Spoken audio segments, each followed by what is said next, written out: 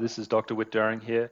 I'm going to do a part 3 follow-up on the series of how psychiatric medications can make you suicidal.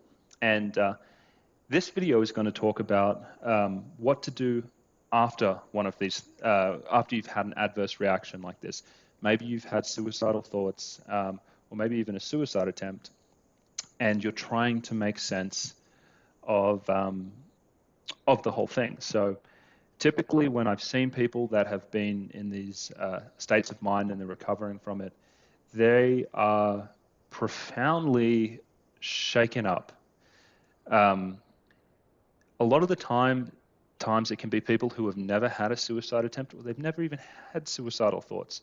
So the thought of going from someone who considers themselves to be relatively stable and resilient to, oh, my partner had to bring me to the emergency room. I had to be admitted to a psychiatric hospital. I had to be with, people who have serious mental illness for a period of time. They come home and they're shaken up. Where is the old me? Where is the previous person that was resilient, that would never get into this darkness? So a lot of what we do therapeutically after one of these events is we help people piece back together what had happened, patch their identity together. What happened to you, and if this is supported by the clinical history, what happened to you was a adverse behavioral side effect, which essentially hijacked your mind and made you do something out of character. And it's not a reflection of who you are or your resilience. It's just something that happened, and something that could happen to anyone. So we typically try and pull people back together and kind of build up their self-esteem after something like this happens, because it can be deeply unsettling.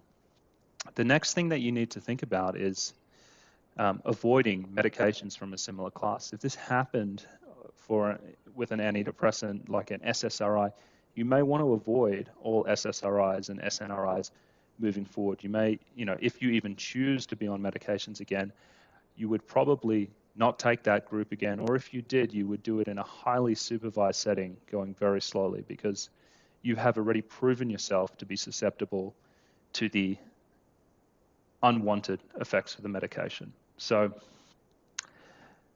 I hope this further part on this series was helpful. Thanks.